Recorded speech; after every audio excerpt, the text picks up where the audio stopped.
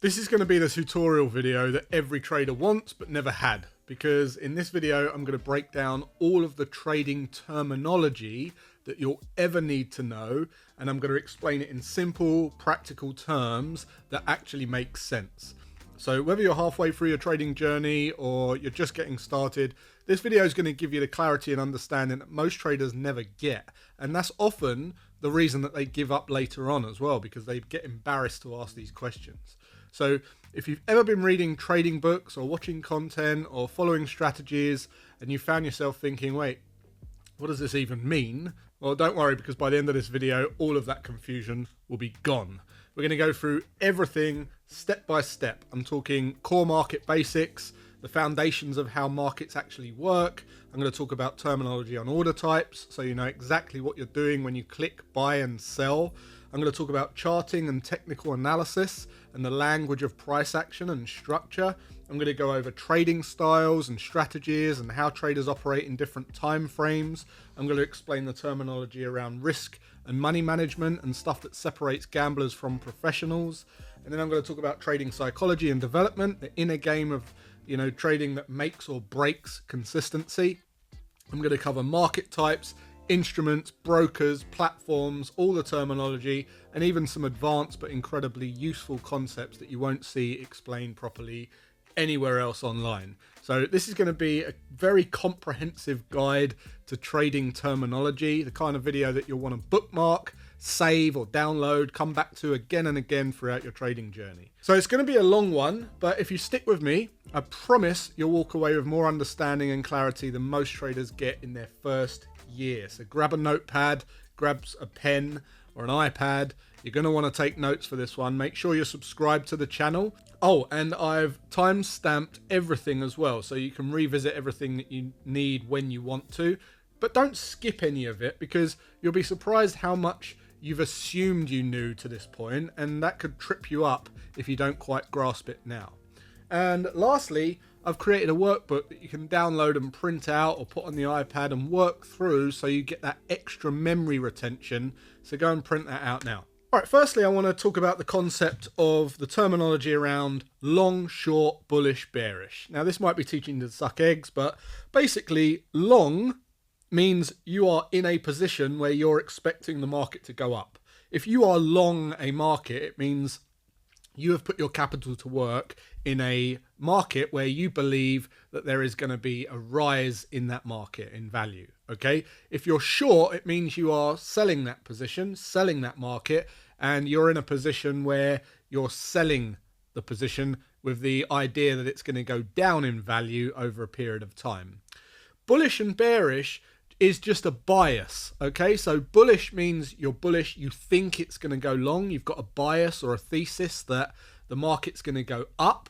And bearish is the opposite. If you're bearish a market, it means you've got an idea or a thesis or a prediction that the market's likely to decline. And that's all it means. All right, the next one is very common confusion, and that is the bid and ask. So when you look at any trading platform, whether it's Forex or stocks or crypto or commodities, you'll always see two prices for every asset, the bid and the ask, or sometimes called the offer. The bid price is the highest price that buyers in the market are currently willing to pay to purchase that asset. Think of it like this. You've got a crowd of buyers standing there shouting, I'll buy the euro dollar at 1.0750. And the highest of those shouted prices is called the bid. Now, when you sell, you're selling to the buyers in that crowd, meaning that your sell order will be filled at the bid price. So bid is the price you can sell at, because it's what buyers are bidding for it. On the flip side, the ask price is the lowest price that sellers are currently willing to accept to sell that same asset. So imagine another crowd of sellers shouting, I'll sell the euro dollar at 1.0752. Well, the lowest of those offers is the ask. And when you buy, you're buying from the sellers in that crowd. So your buy order is filled at the ask price. So ask is the price you can buy at, because it's what sellers are asking for it. Now let's talk about something called the spread. The spread is the difference between those numbers. So say 1.0750, which is the bid, and 1.0752, which is the ask. The difference between those two is called the spread. That tiny 2 pip gap is a transaction cost. It represents a transaction cost. And it's essentially the middleman fee in the market. And it's paid to your broker or your liquidity provider for matching buyers and sellers. So in other words, you always buy at the higher price, the ask price, and you always sell at the lower price, which is the bid price. And the broker keeps the spread as part of their compensation. So you might ask, well, who are the buyers and sellers? Well, in a real sense, the market is just a collection of all traders' orders, retail traders like you and me, institutions and banks and hedge funds and liquidity providers. And here's what's happening. When you click buy, your broker or their liquidity network matches you with someone who wants to sell at that same price, like an auction. And when you click sell, the opposite happens. You're matched with a buyer who wants to buy at that price. And the bid and ask price constantly move because buyers and sellers are always adjusting their orders based on new information or news events or price movement. So here's an example. Let's just say that you're looking at the euro dollar on your platform, on your trading platform, and you see a bid price of 1.0750 and an ask price of 1.0752, and you click buy, you'll enter at 1.0752, which is the ask. But if you immediately close that trade or sell that position, you exit at 1.0750, that is the bid. That means you'll lose 2 pips instantly purely because of the spread. That's your transaction cost. It's not a bad trade. It's just part of the mechanics of trading. Does that make sense? So if you could just get in and out instantly in a trade, you'll still pay because you're paying that spread to the broker. When you understand this properly, you start to see trading not as this mysterious chart game, but as a real marketplace, a live negotiation between buyers and sellers.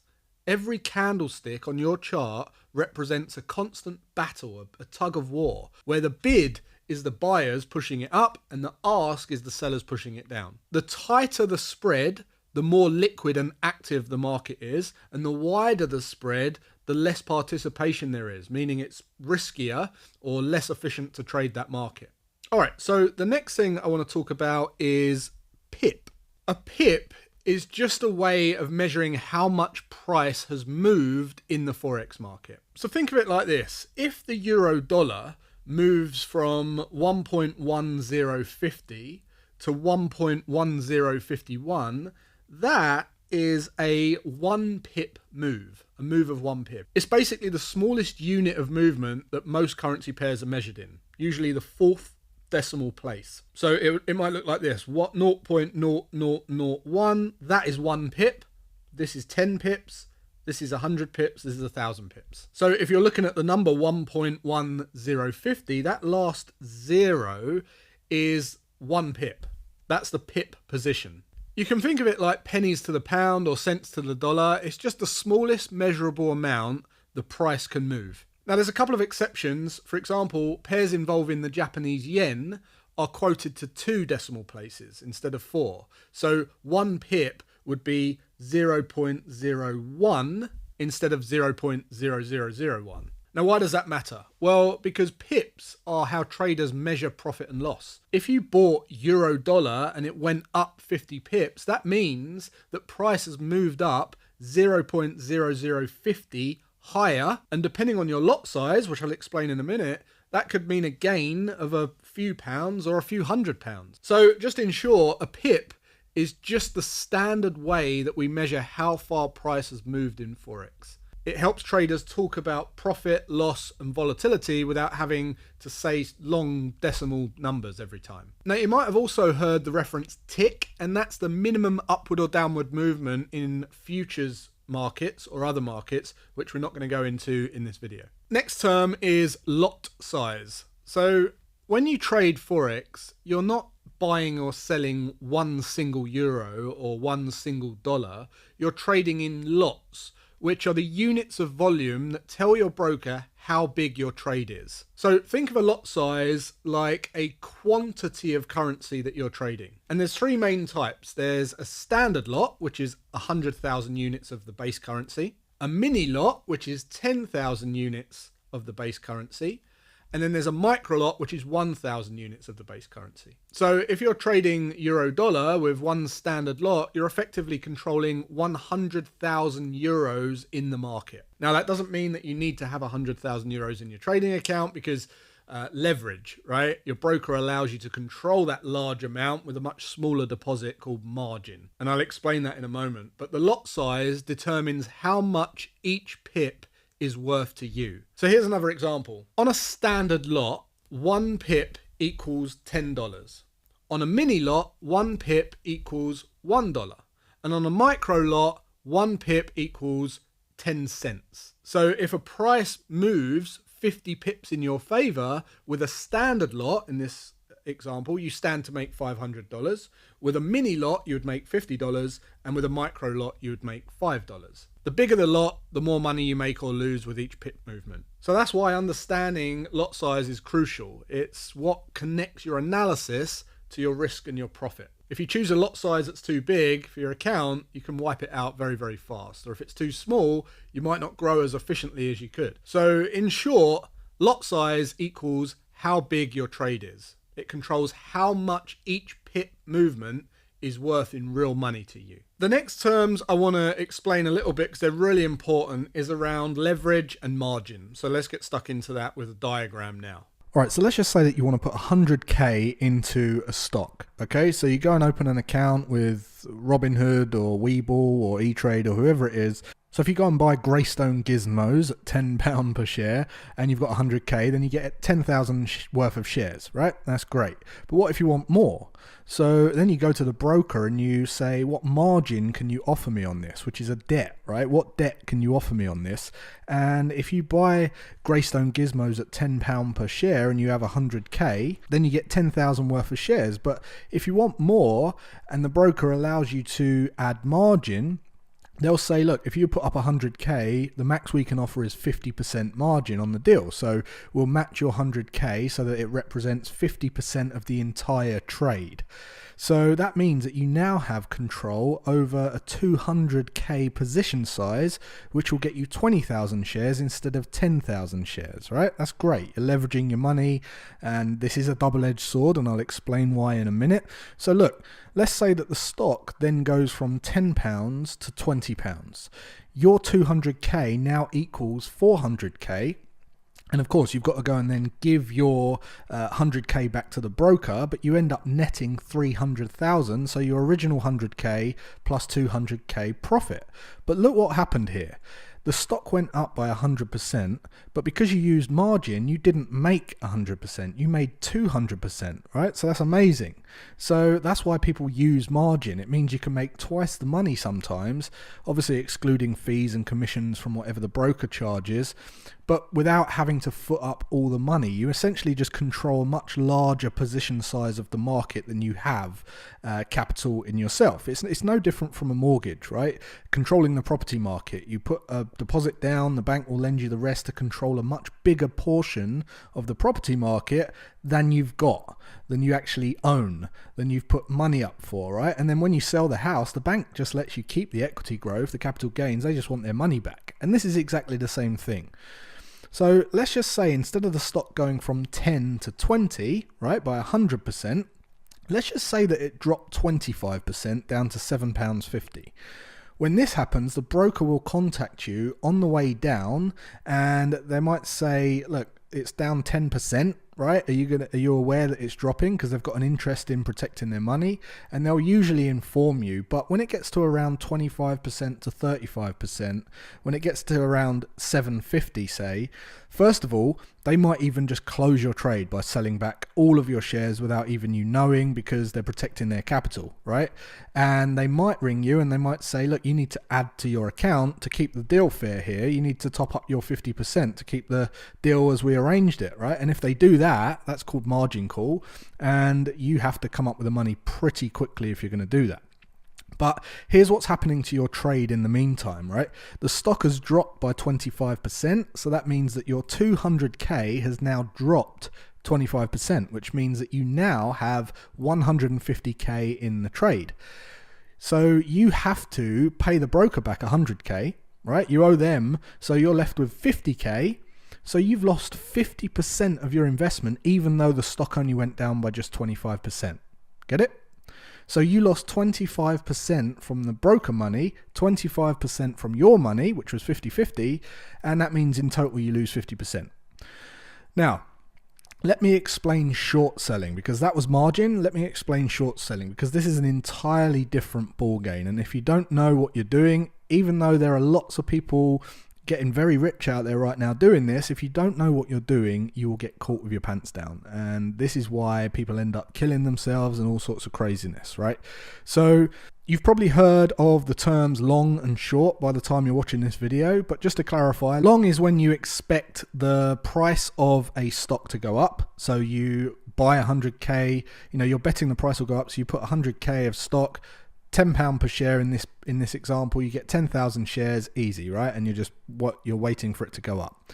Short selling, on the other hand, is where you think the stock will go down, and you go and borrow money from the broker, and you tell them to go and find someone who will lend you the stock at that price, and you wait and see what happens with the market because you think it's going to go down, right? Like all the Wall Street traders betting on GameStop going down. Now, let's just say that the stock drops by 50%. And drops to £5 per share, okay? Now, if it drops to £5 per share, it's dropped 50%. The person who went long is now down 50 grand because they got in 100K and, now they've lost half their money, right? So let's just say they didn't use any margin. The person who was short selling sees the price drop to £5 and then goes to the broker and says, right, buy the shares at £5 now instead of 10. So they had 100K, they only spent 50, but they got back 100, which means that they give the broker back 50 and they keep 50. Okay, so they've got a 50K profit. They sell them back and get a 50K profit. So here's the scary part. Let's just say that the stock went up to £100 per share, right? So it went up 10 times the value. The guy that got long gets 10 times his money, which is 10 times 100K, right? Which is £1 million, so 900,000 profit in this case. But what happens to the person that went short? Because they were banking on it going down, and they've borrowed 100K worth of shares from the 100K that they put up in the first place, and they've made a commitment to the broker for 100K at £10 per share. Now the stock is now trading at £100 per share, which means they've now got to go and buy back the shares at that cost because they owe money back to the broker. So they've got to bite the bullet and buy them back at £1 million. Okay, and they've lost 900 grand just like that. Now this is just an example of the stock going up 10 times. GameStop went up 188 times more, and it was the most shorted stock at the time by Wall Street. So this is the most scariest part of all. Remember, margin is the limit on how much you can lose, right? So the most the person went long can lose is 100K, right? They put in 100K, the most they can lose is 100K. Now the most that they can potentially earn is unlimited, depending on how well the stock does, depending on how long they hold the stock for, right? But what about the person that's shorted? The most that they can make in the trade is 100K because they've got to give it back. But the downside risk is unlimited.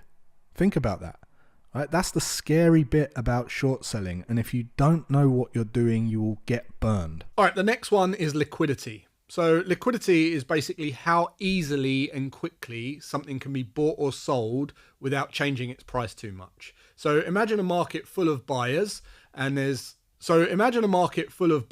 sellers. If there's lots of people constantly buying and selling, there's a liquid market. You can enter or exit trades instantly at the price that you see. For example, major Forex pairs like the euro dollar or the pound dollar, they're highly liquid because they're traded by banks and institutions and millions of traders all around the world. But something like an exotic currency pair, like a small cap stock or a niche crypto coin, that might be very illiquid because it means that there aren't many buyers or sellers. So if you try and place large orders there, your trade could actually move the price against you.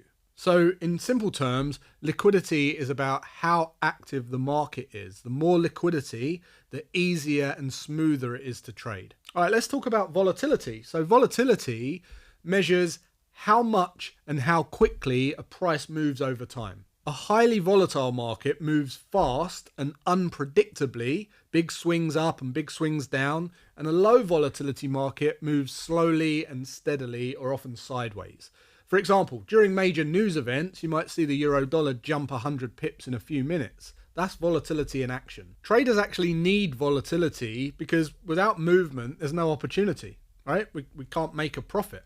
But too much volatility can also mean higher risk because price can shoot past your stop loss before you can react. So in short, volatility equals movement. It's what creates opportunity, but what also creates danger. So if you don't manage your risk properly, you could come unstuck. All right, let's talk about slippage. Slippage happens when your trade is executed at a different price than you expected. So let's just say that you click buy on euro dollar at 1.2000. But the time of your order, when it reaches your broker, the markets move slightly and you get filled at 1.2002 instead. That 2 pip difference is called slippage, and it usually happens in fast moving markets or low liquidity conditions, like during news releases or overnight sessions. Sometimes slippage can be positive, means you get a slightly better price, but most of the time traders refer to it when they get a worse price than expected. But just know this, it's not a broker scam, it's just how real markets work. When prices are changing faster than the orders can be processed, it happens. So think of it like this, slippage is the tiny delay between your click and your fill, and in fast markets that delay can cost you a few pips. All right, let's talk about order types. So a market order, at market order, is where you buy or sell instantly at the current price. Okay, so what that means is when you click on your trading platform and you click buy or sell and you enter instantly, you are telling your broker you want to get in at that price or as quickly as possible, around close to that price as possible. Okay, now a limit order is an order to buy or sell at a specific price or better. Okay, so a limit order can be used as a set and forget order, where let's just say that the market is pushing down, okay, and you want to get a better price for your buy, okay, so you want to get long and you want to wait for this pullback and you want the price to push down to about here. You're thinking, if the price pushes down to this level, I'm going to buy at that level because I'll get a better price. Well, you can set that order, which is called a buy limit order, and forget it, and just you're telling your broker that if market pushes down to here, get me in at this position size with this lot size and I want to go long, okay, and your broker will fill that order. So it's a set and forget order. It's an order that's trading. In this case, if we're bullish, it's an order that is lower than the price we're currently trading at, but you're buying long. And the same if you want to sell, right? So if you want to sell up here to get a better price, this would be a sell limit. And you'd be telling your broker that if price pushes up to this level here, I want to sell my position there to get the best price. And then you'll be short at that level, right? So it's a kind of a set and forget order. Now, a stop order is an order triggered once a price reaches a set level. So let me give you an example of a stop order. Let's just say we're pushing up and you're saying, if we continue up beyond this point, I want to buy more. So what you would do is above where we're currently trading, you would set a buy stop order. And that would tell your broker that if we trigger here, instead of selling, you're buying more, right? And the same for sell. If we're pushing down and you want a sell stop order, you'd place a sell stop here and you'd say, if we continue beyond this point, I want to sell more, then that's what will happen. You'll be triggered into that sell stop order and you'd be in a short position, right?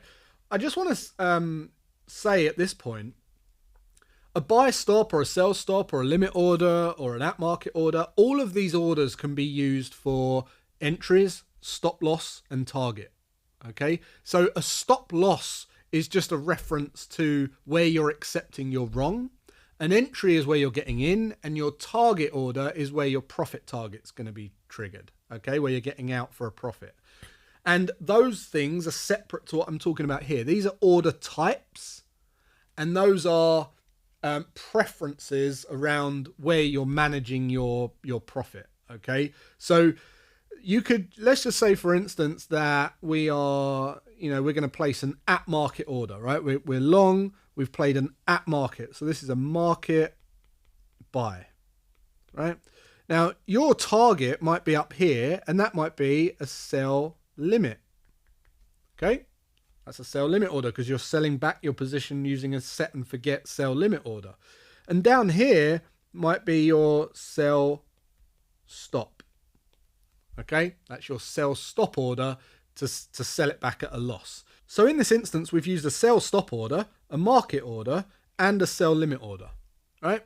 And in this case, the market order is our entry, the sell stop is our stop loss, and the sell limit is our profit target. Make sense? Now, we might have another situation where you have a market order for your target.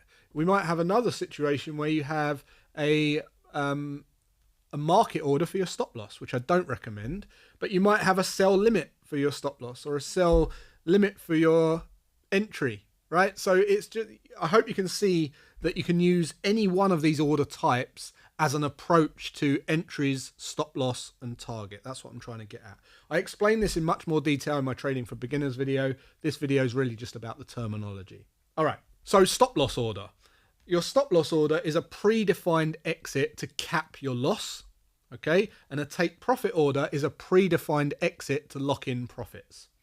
There's also an OCO. You might have seen OCO, which means one cancels other. And those are linked orders where one execution cancels the other. So let's just say that you set an OCO order on your entry and target. It means that if your target's hit, it will cancel off the stop loss. A lot of trading platforms are set like this by default now, but there is another type of order called good till cancel, which means it will stay on until you cancel it.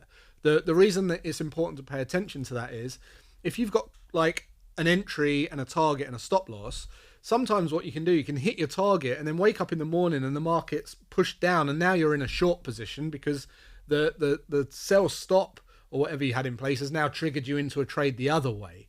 So if the orders aren't linked together, sometimes it can cause you a bit of problem. But as I say, most trading platforms do it automatically. Now, a trailing stop, you might have heard the word trailing stop. That is a stop loss that adjusts as price moves in your favor.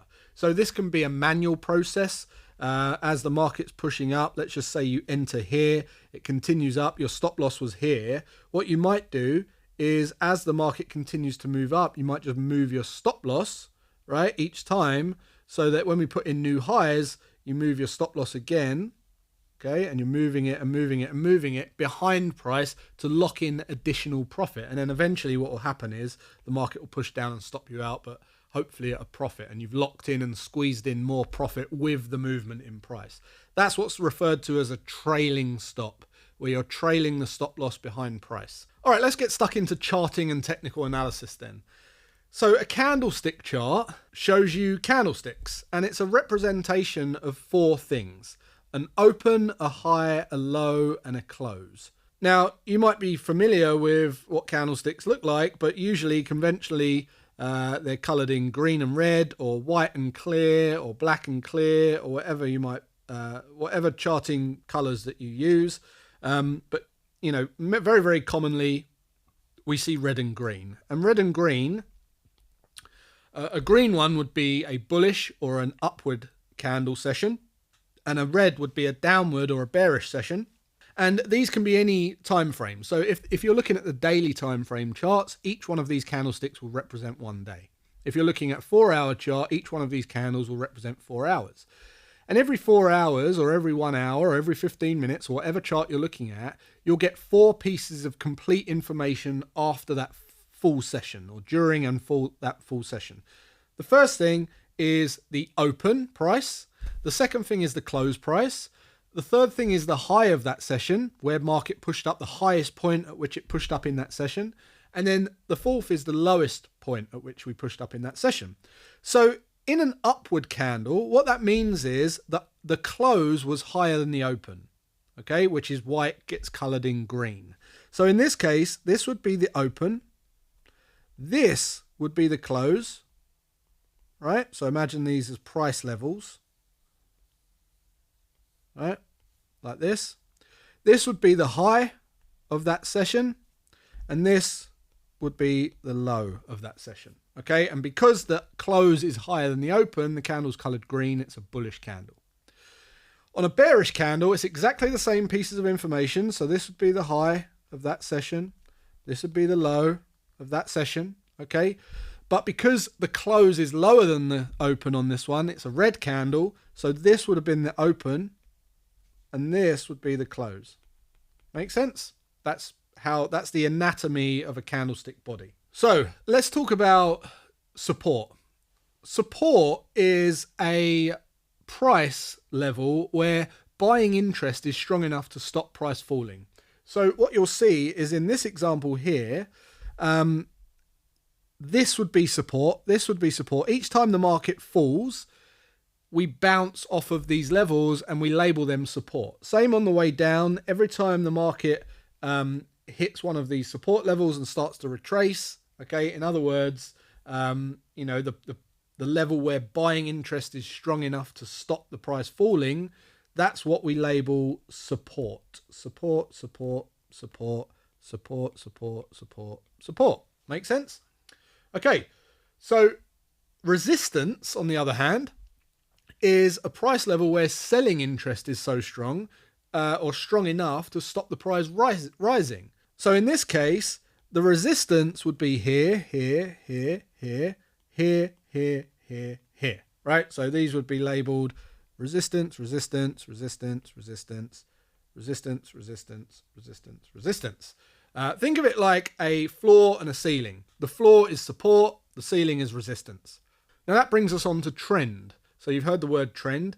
The trend is the direction or the general direction of the price, of where the price is moving. So an upward trend, a downward trend, or we have a sideways trend like this. And sideways trending is usually referred to as consolidation or structure consolidation or a ranging market, but it's usually indecisive and many traders like to stay out during sideways movements. Now structure is the sequence of highs and lows that define that trend. Okay, so in this case, you can see that we've tested this high, this low here. Okay, that's structure. Support and resistance, that is what we refer to as structure. Same here, what you'll find is a lot of the time, previous resistance becomes support. When we've got these nice harmonic trends, you'll see that support and resistance are tested and respected time and time again. That is what we label as structure. All of these support and resistance levels are forming levels of structure that typically are respected time and time again. Now you might have heard the term swing high and swing low. Well, swing high and swing low is turning points in market structure. So when we're referring to swing highs and swing lows, it's simple as this. This is a swing high, this is a swing high, this is a swing low, this is a swing low, okay? This is a swing high, right? And this is a swing low, and so on. Now a breakout, you might have heard the term breakout, and a breakout is when price moves beyond a key support or resistance level. So in this instance, if the market was to break out of this structure zone here, this would be considered a breakout, right? In this level here, if we broke out, this would be the breakout. This would be labeled a breakout. There's other price action patterns, like sometimes you'll see a trending market and then we put in some kind of flag pattern which breaks to the upside. This is called a breakout. Whenever we're putting in consolidation or a structure, a period of structure, support and resistance, and price breaks out or above or below that level, that key structure level, that's referred to as a breakout. Now, just one other thing to mention on these trends is, what are these called? Well, we refer to this move here as a run, okay, or a extension. And we refer to this move here as a pullback or a retracement, okay? So this would be a run, this would be a pullback, this would be a run, this would be a pullback, this would be an extension, this would be a retracement, extension, retracement. Same thing, two different words. People use different terminology, but the most common are runs and pullbacks or extensions and retracements. And that's all markets really are. That's the terminology for them. All right, let's talk about gaps, because a gap is when price opens significantly higher or lower to the previous close. So what you'll see sometimes is in the market, this candle will close here and this one will open here, right? So this will be the close, this will be the open. And then this market will close here and this one will open here. And then sometimes you have a gap like this where the market has opened considerably higher than the previous close. And that is just called a gap in the market. It's usually when there's a lot of volatility, high volatility or fast moving markets, and the data or the imprinted candle hasn't been able to log that exact price movement. Okay, so that's a gap, and usually they're very significant. We can use those as key support or resistance levels or structure levels that are respected in the market, because if we have a reaction that is so dramatic at a certain level in the market, normally those levels are very worthwhile paying attention to for future opportunities. And then the term price action is the movement of price without reliance on indicators. So price action is how we're describing everything we're talking about here, whether it moves up, whether it moves down, whether it is support or resistance, whether or not it's decelerating or accelerating or extending or retracing or a run or a pullback or in consolidation. The behavior of all of that we refer to as price action. It's the action of price, and having an ability to read that and see that, that's what we call price action. Basically, your ability to read price without the use of any kind of indicators and understand what it's doing. And a moving average is an average of past prices to smooth data. So you basically take whatever the moving average is set to. If it's a 50 moving average, it will be the average movement in price over the last 50 sessions, the 50 candles. Okay, a 200 moving average will be a average price movement over the last 200 sessions or candles, right? So it's just a nice average movement of data. And you can combine different moving averages to give you a confidence in a great entry, right? Or a great prediction in the market. The next one's RSI, or Relative Strength Index, and that's basically a momentum indicator. And you want to think of that as the speed of transactions. So why is that important? Well, if we're looking at a trend, we can see, we can monitor two things with the RSI. One is called convergence, where the RSI, if price is doing this, right, and RSI is doing this, and it's mirroring price, the likeliness is there's going to be a continuation in trend. However, if the price is doing this and the RSI is doing this, it can likely mean that there's going to be, this is called divergence, so this is called convergence, and this is called divergence. And the likeliness is on this case is there's likely to be a rotation or a reversal in the trend or a pullback. Okay, so just bear that in mind. It's kind of like monitoring the speed of transactions of ticket sales, fast, and then it slows down, and then it can give you an indication that the market's running out of steam and then is likely to retrace, or it's just getting ready for the next pullback. And convergence and divergence are really great for showing you overbought or oversold conditions. All right, let's talk about terminology around trading styles and strategies. Scalping is very popular, and what that is a very short-term trade targeting small moves. Now, I just want to say something about scalping, because there's a lot of people out there selling you scalping programs and scalping strategies, and based on what I told you earlier about pips and commissions to brokers and spreads and things like that, there's people out there selling you scalping systems to get in and out 1 pip, 2 pips. Think about that. If the spread is 2 pips, it's going to cost you more to get in and out of the trade than it will profit ever. Okay? So just think about that, because people don't really see that coming and they wonder why they're not able to make money. Second of all is, if you're chasing a lot of activity, it's normally because you're exhilarated by trading. And I can promise you, I don't know anyone who makes money when they're exhilarated. Trading is boring and monotonous and mundane and systematic. That's when you're going to make the best profits. And lastly, Scalping systems are for people who have very, very large accounts and have enormous strike rates. They are right a lot of the time. If you're not right all the time and you don't have a massive account, stay away from scalping systems. They are not for you. All right, day trading. So very common. Day trading is basically entering and exiting positions within the same day. So normally lower time frame stuff. Swing trading is holding trades for days, few days to weeks, catching swings in price, longer term moves. Position trading is long-term trading based on major trends, which I don't recommend. That's more for investing. Algorithmic quant trading, that's using rules and algorithms or models to trade. And discretionary trading is decisions made by the trader or their experience and judgment. Now, I want to say at this point, discretion is something you have to earn, you can't learn it. All right, there's people out there not wanting to do the work, not wanting to do the testing, not want to build the systems, and they just think they know what the market's going to do. You don't.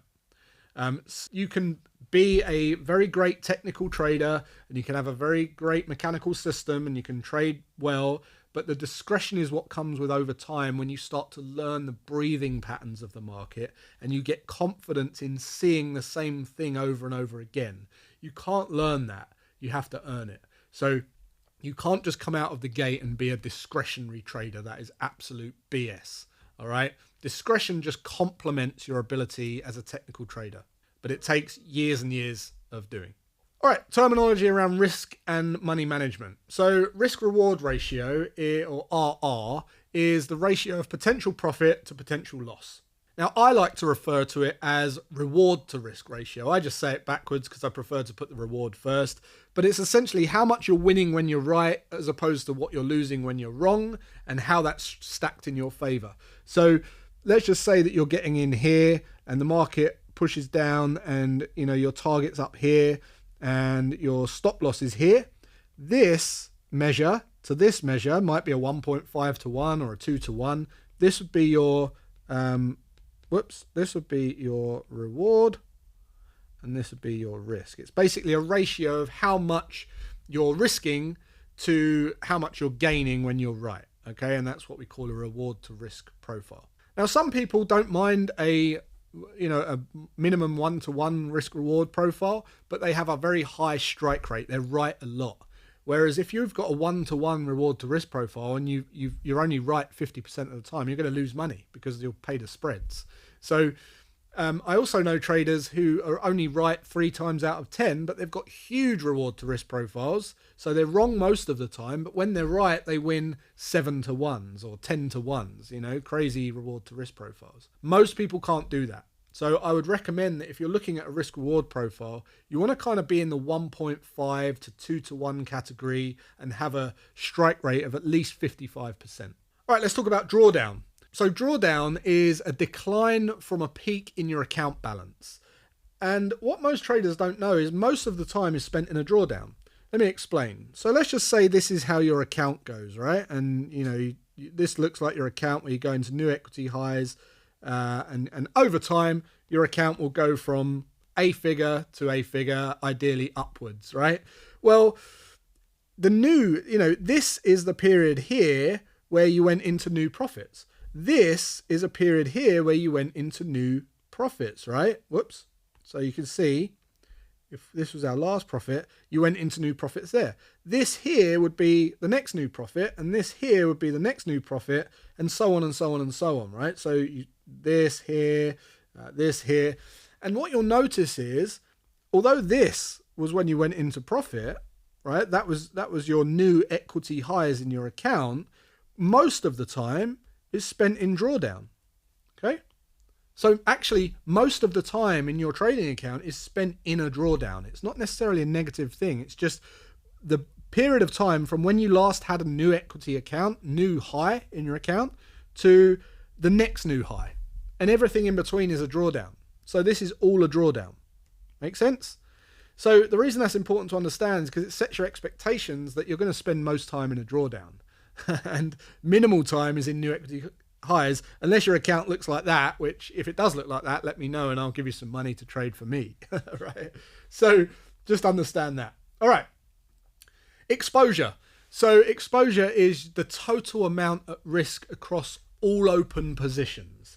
Now, what does that mean? It means that if you're in 5 trades and you're risking 1% per trade, then you could actually have a 5% risk of your total account. Your exposure is 5% risk of your total capital across all open positions. Make sense? Something that you could bear in mind is correlation risk. So correlation risk is if you're trading 2 pairs like Euro dollar and New Zealand dollar, okay, and let's just say that you're long the Euro dollar and New Zealand dollar. Well, what that means is you're effectively short the dollar on 2 positions. So if they correlate and move similar, it could be great if they both go in your favor, but also you could lose double if it goes against you. So in that case, you might like diversify your risk with correlation by, instead of 1% per trade, putting 50% on each, or 0.5% on each, or maybe 0.75% on the highest probability one, 0.25% or 0.5% on the lowest probability one. Make sense? So correlation risk is a thing. The next thing is diversification. So that's spreading your risk across different markets and different strategies. So you don't want all your eggs in one basket. So diversification allows you to spread your risk across different markets so that you can still get opportunity, but not all, you're still managing your capital. Position sizing is just determining how much to risk per trade. And I recommend that most people don't risk any more than 1% per trade. I really don't recommend that at all. Your win rate is the percentage of winning trades. Your expectancy is the average amount you can expect to win or lose per trade. That's your expectancy. I cover expectancy in detail in my Trading for Beginners series, and I give you the whole formula for that, but this is just about terminology. Compounding is a term where you're reinvesting profits to grow capital exponentially. So basically keeping the money in your trading account and not taking withdrawals, not taking money from your trading account and letting it compound.